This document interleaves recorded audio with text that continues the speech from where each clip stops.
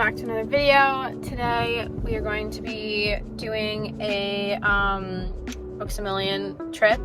We're gonna try this again. My first time ever doing this and really trying. The first one I did was the first video I have ever uploaded. It wasn't great, but it was just basically like a trial run of doing this. Yeah, we're gonna be doing a little book shopping vlog thing. It's probably gonna be short because I'm only going to Books A Million. I only need to look for one book. That's it. I know for a fact it's not at Barnes & Noble, but I only need one book. If you've watched the book haul video, I mentioned at the very end that I had a book that was the third one, but it was like a standalone series, and I need to get the second one, and I have the first one on my Kindle. Kind of want the physical copy of that book, but we'll see what happens when it happens. So we're going to Books A Million, and then I don't really want to drive to Barnes & Noble because it's on the opposite end, so we'll see. But definitely Books A Million, definitely only needing one book. We'll see how that goes. But yeah, I wanted to take you guys along to kind of make up for the first video because the first video wasn't good. But yeah, let's get into it. I'm so excited. I haven't been to Books A Million since that last video, so about a month and a half basically, and so I'm really excited to go back, but it is quite a ways from my house. But yes, Barnes & Noble and Books A Million are quite a ways from my house anyway, so it's not much of a hassle to go, but yes. But yeah, let's go.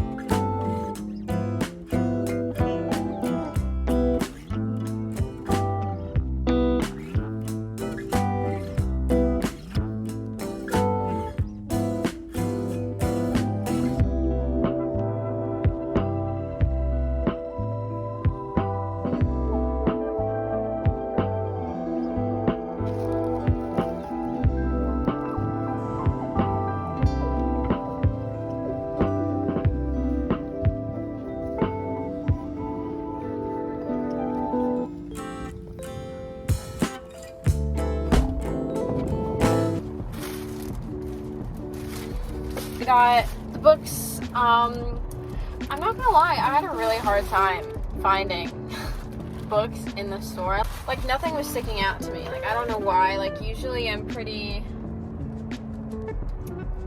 I can find gems sometimes. Not all the time, but sometimes. I can find pretty good books that I've never heard of that I actually really like and end up being like 4 or 5 stars. But it was really difficult, and I don't know why. I think I might have to start going back on TikTok and looking at all the book talks and stuff that they have, because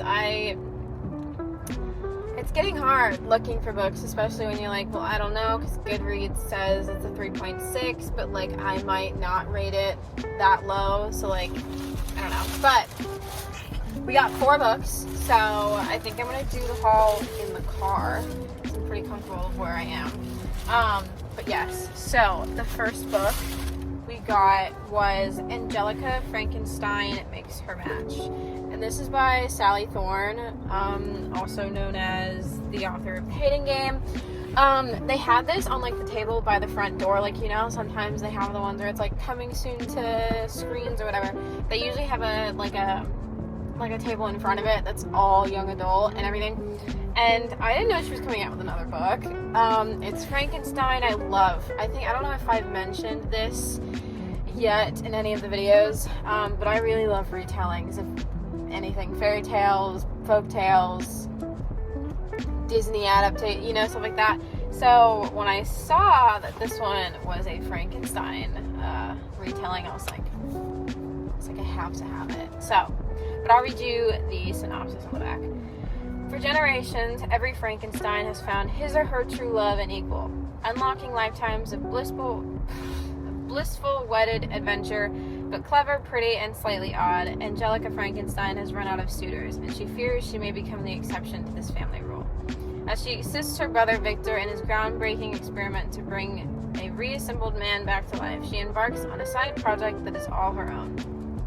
When Angelica's handsome scientific miracle wakes up on the operating table, her wishes for an instant romantic connection are dashed. Her resurrected beau, named Will for the moment, has total amnesia and is solely focused on uncovering his true identity. Trying to ignore their heart-pounding chemistry, Angelica reluctantly joins the investigation and just passed, hoping it'll bring them closer. Perhaps fate is not something that can be created in a laboratory, or is Will, or whoever he is, her dream man tailored for her in every way, and can he survive what is done to him in the name of science and love?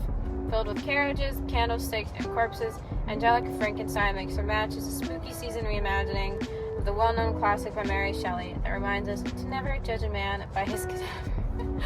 Anyway, I think if you write really good synopsises and it's not just like information dump, it can very well be the reason I buy the book. And so this one, the cover is just, it's gorgeous, right? Like, we love it. But the synopsis is really good. It's like, gives you like a pretty good standing of the entire book, but not so much that it's like spoiling stuff for you. I do hope that at least from the synopsis, that he's not actually, like, he was somebody else that just kind of came back. I'm hoping that's what it is, because that is very intriguing to me. But yes, saw this one almost like as I was about to go check out, so I'm really glad that I picked it up, because it looks really good. Yeah. Okay. Next book is for like a girl, Sarah Henning. If anyone knows the series The Princess Will Save You, yeah, I think that's what it's called. She wrote that series. Saw these next to it, and I remember saying, I think it was in the book haul video, that that romance is really starting to not, it's falling a little flat for me, and I don't know why. I assume that it's because I'm reading a lot of books that are, like, romance is not the forefront, so there's a lot more to the plot than just them getting together at the end. But I want to try to read some romance again, so I picked this one up because it sounded cool, but I'll read you the back. When softball star Liv Rudinsky throws an ill-advised but well-deserved punch during the most important game of the year, she loses her scholarship to the fancy private school, her boyfriend, and her teammates all in one fell swoop. With With no other options, Liv is forced to transfer to the rival public school Northland High, where she'll have to convince the coach she deserves a spot on the softball team, all while facing her ex and the teammates of the girl she punched every single day. Enter Gray, the injured star quarterback with gorgeous hair and a foolproof plan. If Liv joins the football team as his temporary replacement, he'll make sure she gets a spot on the softball team in the spring. But it'll take more than a flawless spiral for Liv to get what she wants. And behind that dazzling smile, Gray may not be so perfect after all. Yeah.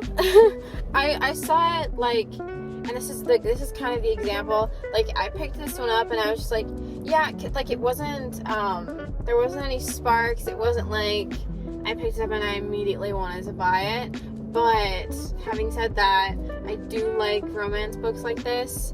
And I like high school and college romance books. So I assumed that I'll like this one. But I also just wanted to get to know her writing style, because I really want to read The Princess Will Save You, but I also don't know how she writes, and this will be a good kind of segue into that, because I've already read a lot of romance. So yeah, I'm scared to read it because I don't want to DNF it, but I'm really hoping that it's good enough that I won't. So I saw this one like as I was coming to the front where the mystery books were, and it was on the young adult table that's like in the middle of the aisles.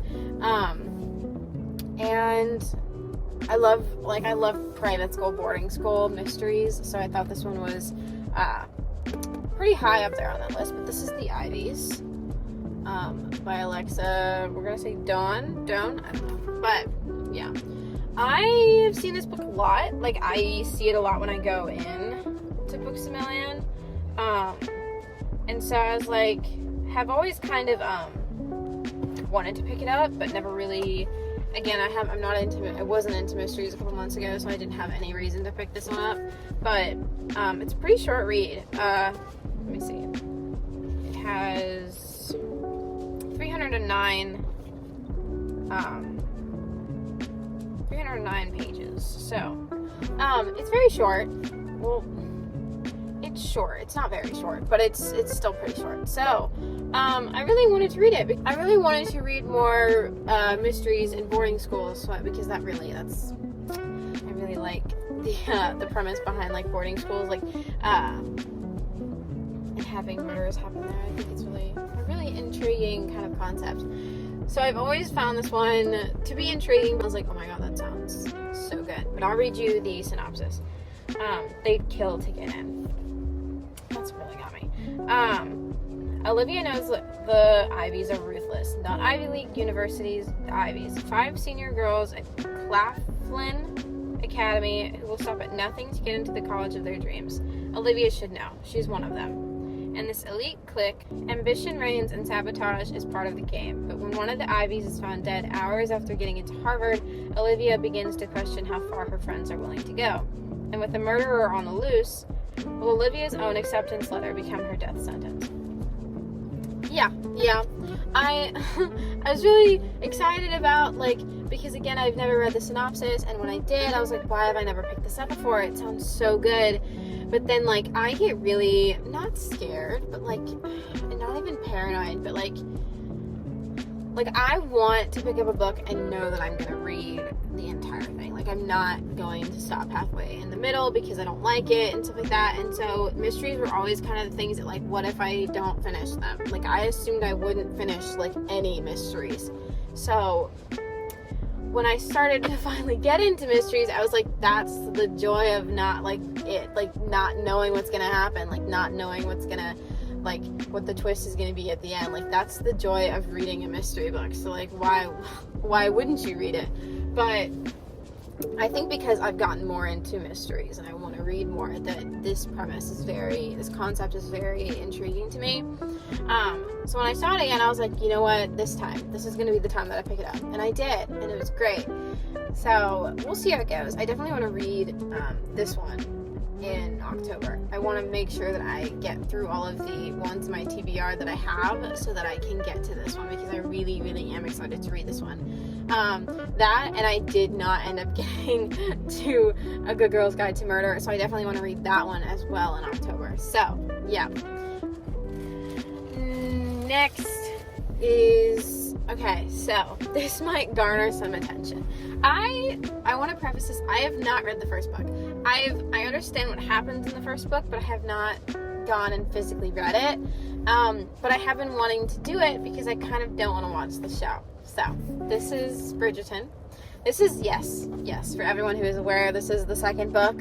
But my Books-A-Million did not have the first book in this size. It only, like, this is the, like, I want to say, like, regular size book. They did not have The Duke and I in a regular size book. It was, like, this big, and then, like, it was like a square. It was really weird, but they didn't have it. So I was like, looked it up online, and I was like, can I not read The Duke and I and go to The Viscount Who Loved Me? And everyone said yeah. Everyone said that I could. So, decided that I was going to. So, I'm going to end up reading the second book. I'm really excited about this one. Like, I hope I get to read this month. Like, I hope I have some extra time at the end of the month to read this one, because I'm really excited for it. But if not, I'm definitely gonna read it in October. Like, I'm really excited to read it. Yeah. I was told that I could read them as standalones, so I intend to not read the first one until my Books-A-Million, or I'm pretty sure my Barnes & Noble has it, until I can find it to get to first book. But as of right now, I only have the second book. So, if anyone has any, like, recommendations on books I should skip, would love to. Because I know there's not a lot, but there are some people who have really conflicting opinions about certain Bridgerton books. I don't know why. I've never looked into why they don't like them, but it does seem pretty evident that some people just don't really like some of them. So if you have very opinionated preferences and why, and they're good reasons, let me know, because I don't want to, like I said, I don't want to waste my time reading a book if it's not any good. So, but I'm pretty sure all of these books are really, really good. So it's probably just personal preference of why people don't like them. But this is the last book. As you may all have realized, I said I was only going in there for one book, and that book isn't here. It's because Books-A-Million doesn't have it. So Books-A-Million and Barnes & Noble doesn't have it, which means I have to order it online, because I know Barnes & Noble is not going to restock anytime soon, because I got Hidden Cove, like I said, like 3 weeks ago, and they've yet to restock the entirety of the Solace Island series. So I don't even know if they had them to begin with, or if they only had Hidden Cove, because it's technically a standalone series. So you can read, like, the third book like I did, and you don't have to read the first two, because it barely mentions them, and it only mentions them by name. You don't have to read the first and second book to know what happens, or to be able to read what's in the third book. But I still kind of want to have the second book, and I kind of want a physical copy of the first book anyway, so I might end up even just purchasing it, which is really frustrating, but it's fine. But yeah, I had a great time hanging out with you guys today. If you have any recommendations on books that you really like, that you want me to read, let me know. Yeah, again, video ideas, if you have any, let me know. But yeah, so stay happy, stay healthy, all of those self-care things, and I will see you guys in the next video. Bye!